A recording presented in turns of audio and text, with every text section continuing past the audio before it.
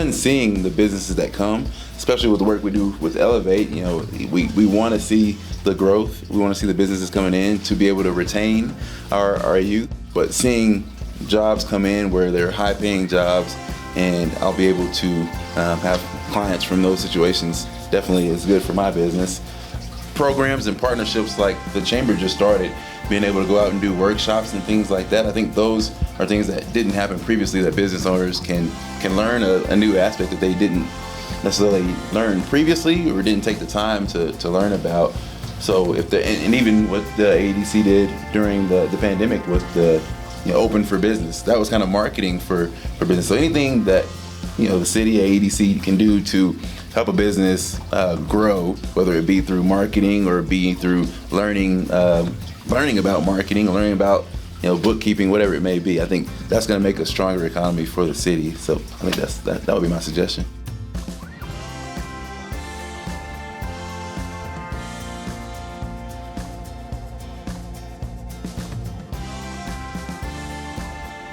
We, like I think probably most people around the world, took a hit when COVID happened, but we started to see an uptick when things started to come back. And yes, it has grown. It's not, I'm sure like a lot of people, it hasn't grown like we want it to, but that's okay. We're growing and we're not stale, so we're happy about that. Any amount of business that comes to this city, the more people that are going to be here and make it their home, and they're going to spend money here, and they're going to use local people and local vendors, then that's obviously good for us.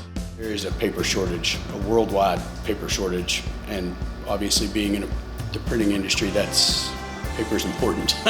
Anytime you start bringing more people into the city that are going to live here, work here, build homes, those people need marketing. People that do marketing need printing.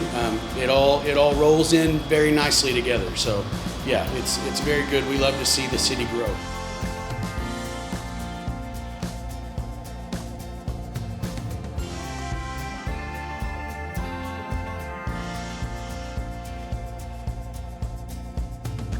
I made jewelry and started going to like rodeos and trade shows, and then added in the clothes. And I came to a craft show here and they responded really well. And I looked at my mom, I just graduated college, and I looked at her and I said, I'm gonna open up a store here. And our ranch rodeo weekend here is huge for business, and it's one of our biggest weekends of the year. And we know that they're wanting to move that, or I've heard, that they're selling out every year and they need to grow. And so we were like, no, don't move it. That's next to Black Friday and right before Christmas. That's our biggest weekend.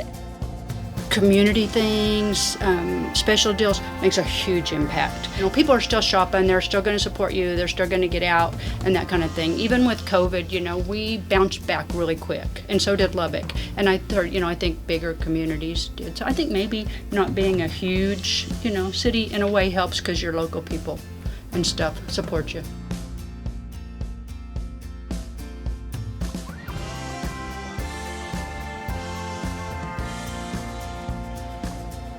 It's a niche, but I feel like Amarillo needs a running store.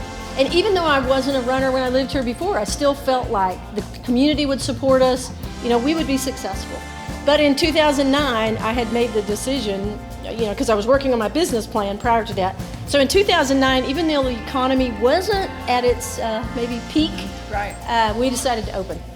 The community, like I said, surrounded us, and in 5 years we expanded to a 5,000 square foot building. We have such loyal customers, we have such great staff, and I have staff that buy into it. Owning a small business is hard if you don't have staff that buy in and have the passion that you have.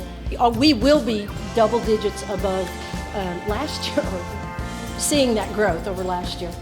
And again, it's attributed to loyal customers, great staff, great community.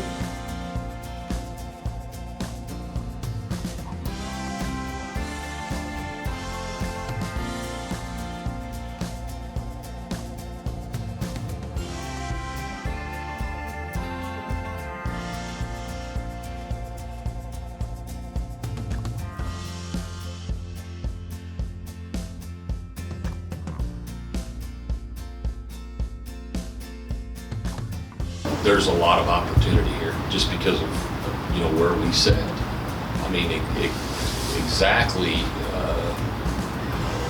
The location of Amarillo is in an area that has kind of been a hidden gem for a long time. I mean, look at all of the industry and the opportunity around here. I mean, this is truly the place where if you want to be something, you can be it here.